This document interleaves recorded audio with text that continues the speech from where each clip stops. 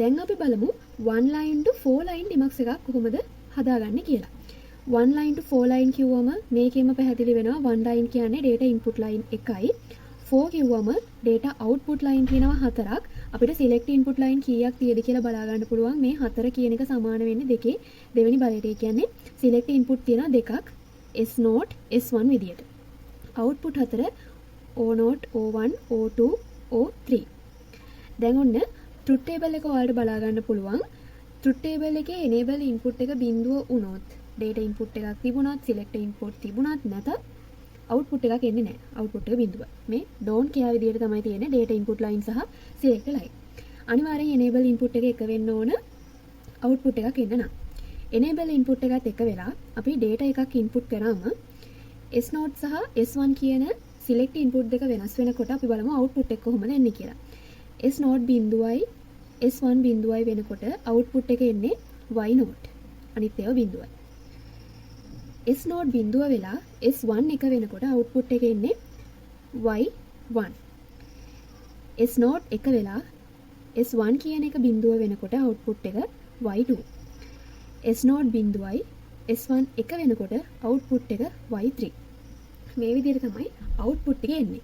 අපි දැන් බලමු ඒකට circuit diagram එක ඇඳලා තියෙන්නේ කොහොමද කියලා. මේ තියෙන data input line එක output හතරටම අදාළ වෙනවා. පළවෙනියට දැන් මේක මෙතන AB කියලා තියෙන මෙතන නම් S0 S1 නේ. ඒ විදිහට නෑ අපිට AB කියලා තෝරන්න ගන්න පුළුවන්. මෙතන S0 ගේ බිඳුව තියෙන්නේ S1 ගේ බිඳුව තියෙන්නේ. ඒ දෙකම input වුණාම Y0 එන්නේ. ඊළඟට S0 බිඳුවයි S1 එකයි data input එකයි Y1. S0 එකයි S1 බිඳුවයි data input එකයි Y2. S0 එකයි S1 එකයි data input එකයි ඔක්කොම AND gate එකෙන් ගියාම Y3 කියන output එක අපිට ලැබෙනවා. ඔන්න දැන් multiplexers වලදී කරා වගේම අපිට wave form එකක් දීලා ඒකේ output කොහොමද එන්නේ කියලා අඳින්න දෙන්න පුළුවන්. multiplexers වල වගේමයි data input line එක කොහොමද වෙනස් වෙන්නේ කියලා දීලා තියෙනවා. يعني 0ද 1ද කොහොමද data input එක දෙන්නේ කියන එක wave form එකකින් දෙනවා. ඊට පස්සේ අපිට දෙනවා S0 S1 විචලනය වෙන විදිය. මෙතන අපේ S0 කියන එක අපි විචලනය කරානේ.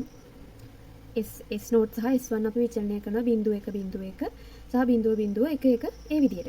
එතකොට මෙතන S1 විචලනය වෙලා තියෙනවා බිඳුව 1 1 S0 බිඳුව 1 විදියට. දෙකම බිඳුව වුණාම අපේ output එක D0. හරි O0 හරි. දෙකෙන් එකක්. S1 බිඳුව වෙලා S0 එක වුණාම D1.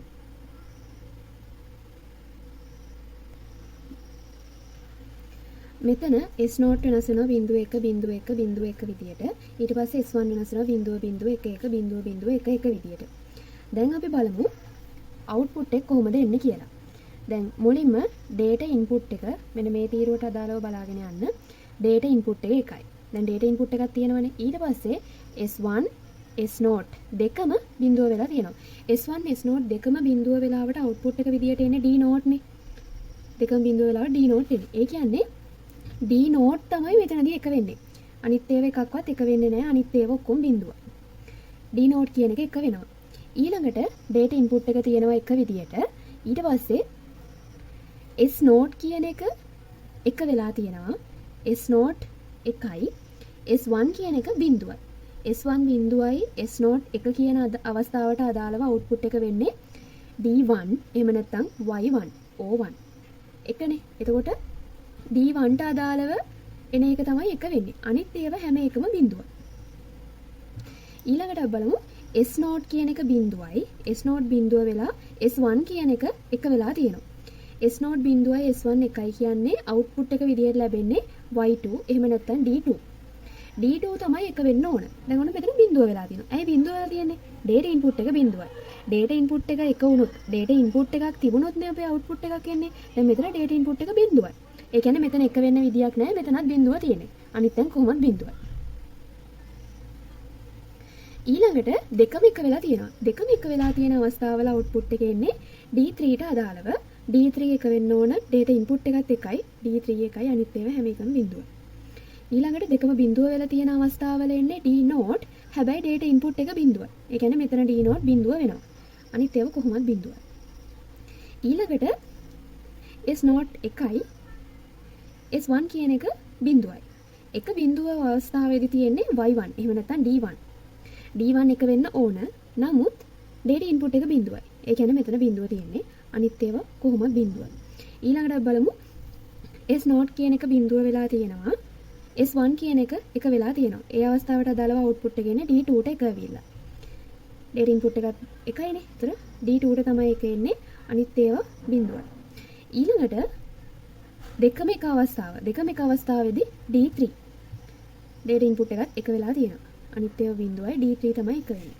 ඔන්න මේ විදිහට තමයි wave form එක අඳින්නේ.